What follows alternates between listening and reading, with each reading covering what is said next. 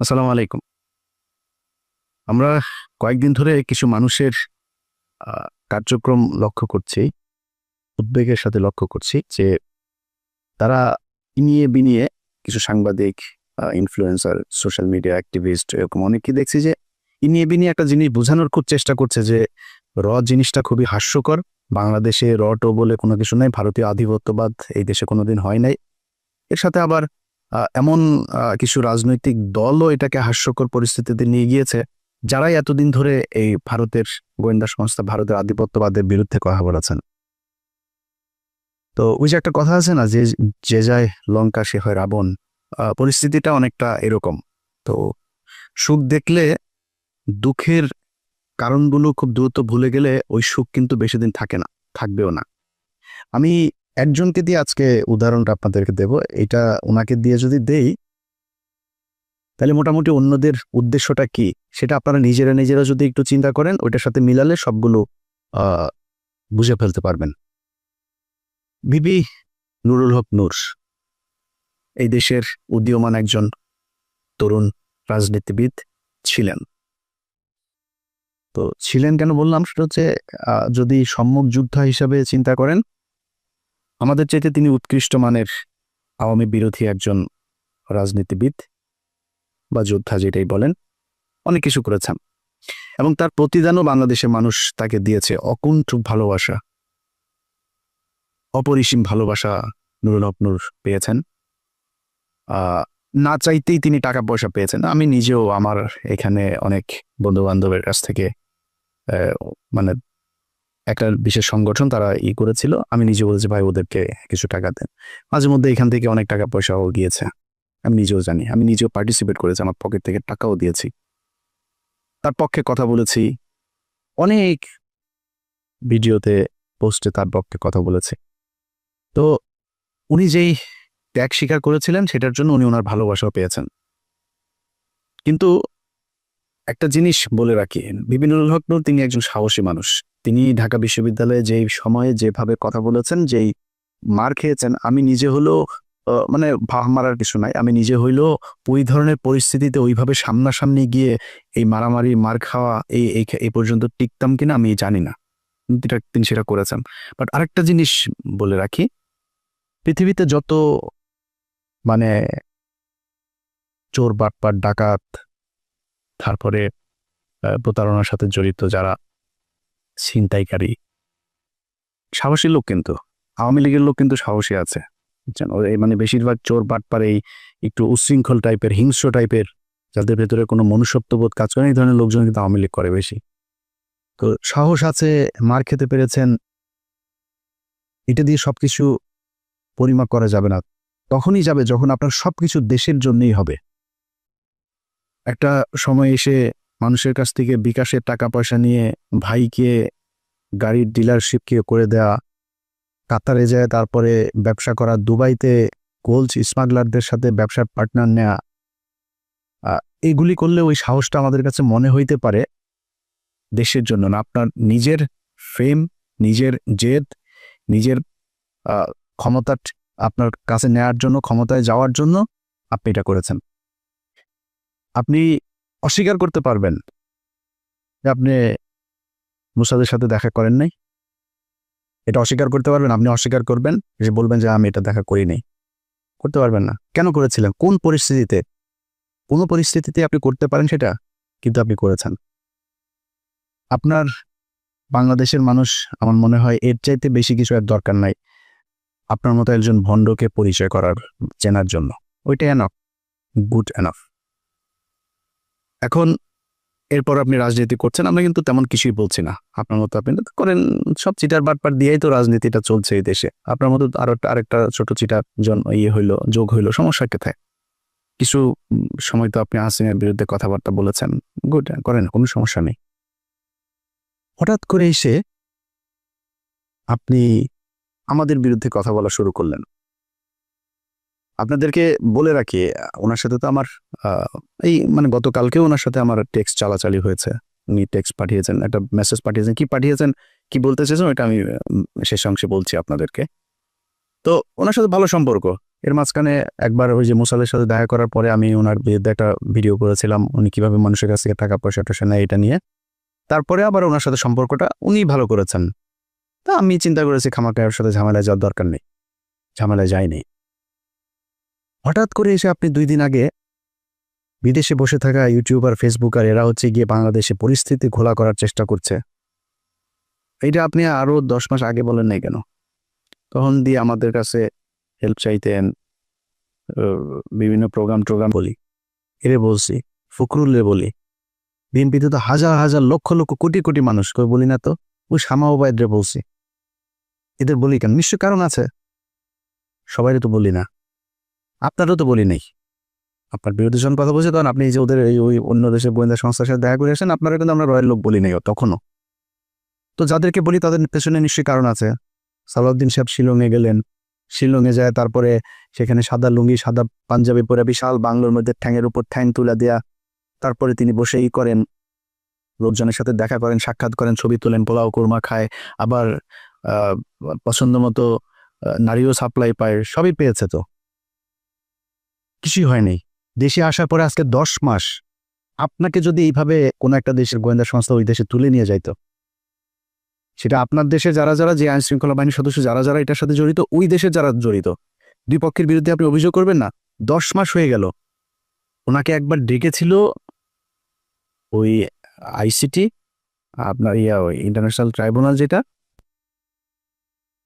যে উনি জিজ্ঞেস করেছে কি হয়েছে কিটি, কিছু বিবরণ দিয়েছে, ওনাকে বলা হয়েছে অভিযোগ করতে, উনি অভিযোগ করেন নাই।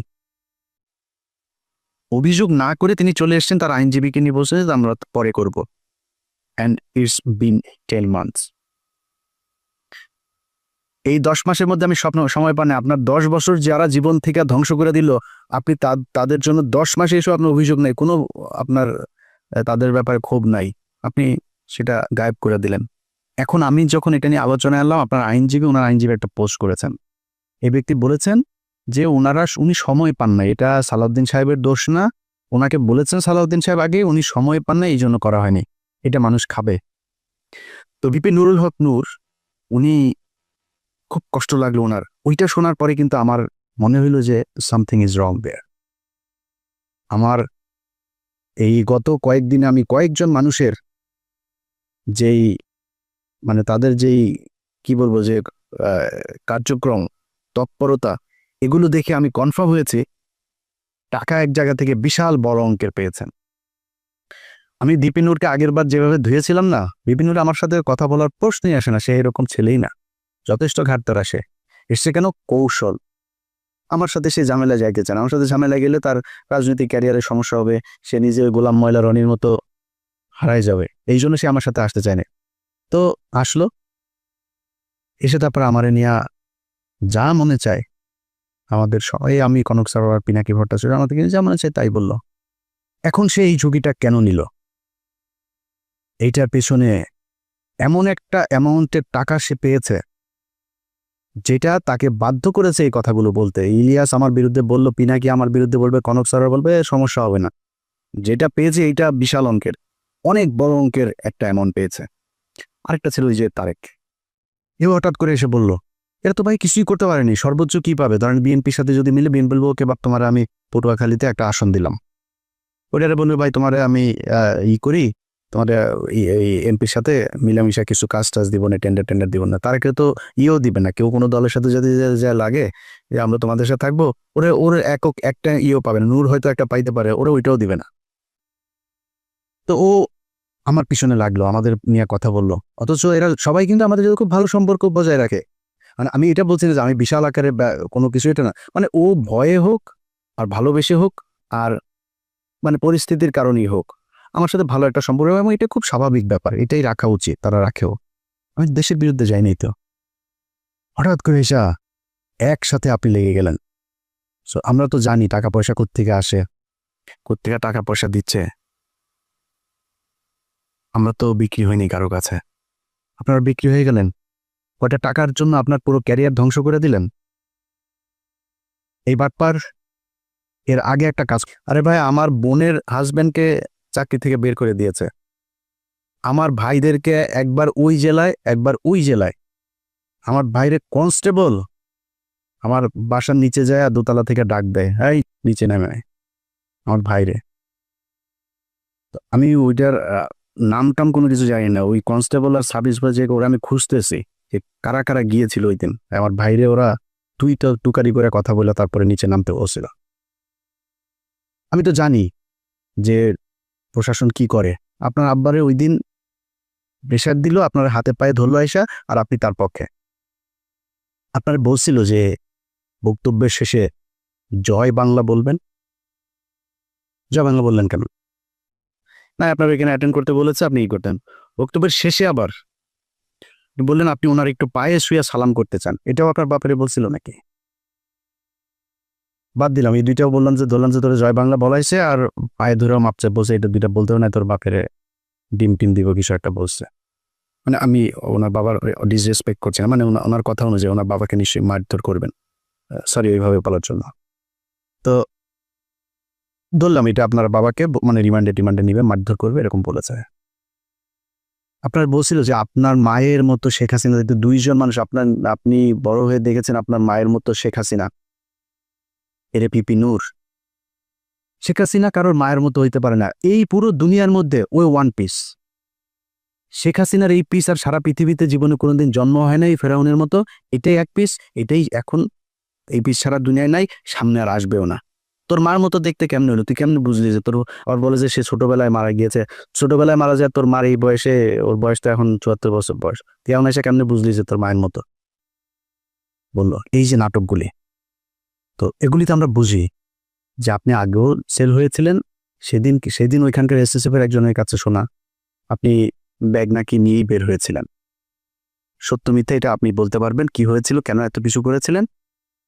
আমরা যেটা বলতে চাই, অ্যালার্মিং যেটা, আপনি কি করেছেন না করেন সেটা একান্ত ভাই আপনার ব্যাপার, যেটা অ্যালার্মিং, এই ধরনের ছোট ছোট রাজনীতিবিদরাও যদি নাকি বিদেশি গোয়েন্দা সংস্থার টাকা নিয়ে সেই গোয়েন্দা সংস্থার পক্ষে কাজ করার জন্য এইভাবে উঠে পড়ে তারপরে লাগে, এটাই দেশের অস্তিত্বের জন্য চরম হুমকি। এই দেশের সেই 71 থেকে শুরু করে এই পর্যন্ত এই গোয়েন্দা সংস্থা ভারতীয় এরা আছে, ছিল, এরা থাকবেও, এদের কার্যক্রম এরা চালাই যাবে।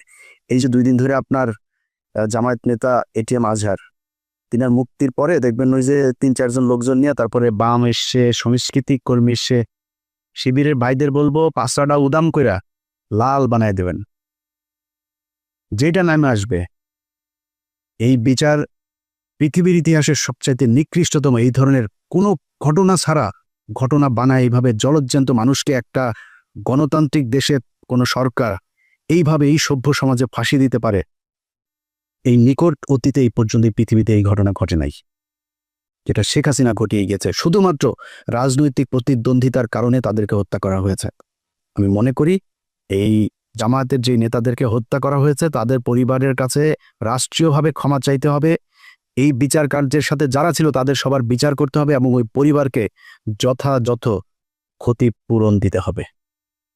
এর বিরুদ্ধে যারা যারা কথা বলছে, এখন যারা এই মাঠ গরম করার চেষ্টা করছে, সব কয়টা রয়ের টাকা খায় তারপরে করছে। তারা টাকা দেয়, এই যে সচিবালয় দেখেন, ভাই পাঁচার মধ্যে লাত্তিতে বার করে দেন সচিবালয়, চাকরি নেওয়ার জন্য পোলাপান বসে আছে, সচিব নাই তাও বানাইতে আপনার সময় লাগবে। আরে ভাই যেগুলি এখন আন্দোলন করছে, আর এই আন্দোলন করছে তাদেরকেও যে আমি খুব বেশি দোষ দিব তা না, হঠাৎ করে এসে এই অধ্যাদেশ দেওয়ার কারণটা কি, এটা কেন দিলে, এটার পেছনে আমার মনে হয় দেখা উচিত। তো এই মাঠ যারা গরম করার চেষ্টা করে এখন কোনো কারণ ছাড়া, এদের ব্যাপারে আমি মনে করি এনসিপি, জামাত ইসলাম, ছাত্রদল সবারই মাঠে থাকা উচিত, খুব তীক্ষ্ণ নজর রাখা উচিত।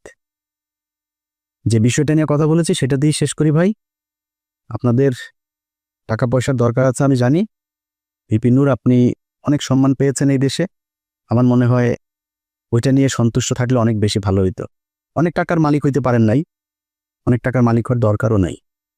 আপনার এক সময় টাকা পয়সা ছিল না, আপনার টাকা পয়সা দিয়ে এই দেশের মানুষ চালায় নাই, তখন কিন্তু এই দেশের মানুষ আপনার বিকাশ নূর বলে নাই। বিকাশ নূর এখন কেন বলে, এটা বলার একমাত্র কারণ হচ্ছে আপনি বিকাশে মানুষের কাছ থেকে টাকা নিয়ে দেশের বিরুদ্ধে কাজ করেছেন। দেশের পক্ষে কথা বলতেন, ভাই আমি খুব গর্ববোধ করব আমার শেষ বয়সে যদি নাকি ধরেন আল্লাহ মাফ করুক এমন কোনো সমস্যা হয়, আমার মানুষ সাহায্য তুইলা তারপরে আমার সেই সমস্যার সমাধান করতে হয়, আমার চাই একটু কষ্ট থাকবে না। আমি এইখানে বিশাল রাজকীয় জীবনযাপন করি না। এই যে কথা বলছি না, এই ছোট্ট একটা ঘরের মধ্যে ওই যে পেছনে দরজা, খুব সমস্যা হয় মাঝে মধ্যে, ওই রুম থেকে বের হইতে পারে না আমি ভিডিও তৈরি করার সময়। একদম আক্ষেপ নাই, ছোট বাসায় আছি, আলিশান জীবনযাপন করি না, সমস্যা নেই তো। ধরেন এই চেয়ে একটু ভালো বাসায় থাকতে পারতাম। আল্লাহর রহমতে যা খাইতে চাই খাইতে পারি, আল্লাহ সেই সুযোগ দিয়েছে ভাই। একটা পানি গেলার শক্তি নেই, বহুত হাসপাতালে যে খোঁজ নেন, বহু মানুষ পানিটা গিলতে পারে না, স্যালাইন দিয়ে তারপরে পেটের ভেতরে খাবার দেয়। আচ্ছা না, আল্লাহ খাওয়ায় তাই আপনি খাইতে পারেন। বিলিয়ন বিলিয়ন ডলারের মালিক, ডাক্তার বলে দিয়েছে খাইতে পারবা না, এই খাইতে পারবা না, পারে না। সব দিনে 2 বেলা খাইতে হবে, এতটুকু সবজি খাবা, এতটুকু রুটি খাবা, খাওয়া শেষ, আর কিছু খাইতে পারবা না। কয় টাকা লাগবে আপনার খাবার খাইতে? যা চাই তাই খাইতে পারি আল্লাহর রহমতে, আলহামদুলিল্লাহ। আর কি লাগবে? হয়তো সর্বোচ্চ ধরেন একটা বাড়ি দরকার, একটা গাড়ির প্রতি আমার একটা ফ্যাসিনেশন আছে, সর্বোচ্চ চেষ্টা করব যদি জীবনে সুযোগ পাই এটা গাড়ি কিনবো ভালো দেখা। আর কি লাগবে? সচ্ছল চলাফেরা খাইতে পারলে হলো। আল্লাহ যেন মানে এমন কোনো পরিস্থিতি তৈরি না করেন নিজের দৈনন্দিন প্রয়োজন মেটানোর মতো টাকার জন্য যেন কারো কাছে যাইতে না হয়। শুধু এই পরিস্থিতিটা না আসলেই হবে। আপনারা চাইলে এটা করতে পারতেন। অনুরোধ, যেই সাপ নিয়ে আপনারা খেলছেন, মাঝে মধ্যে খুব হাস্যকর মনে হয় আপনাদের ওইখানের কিছু ফলোয়ার টোলোয়ার নিয়ে আপনাদের কাছে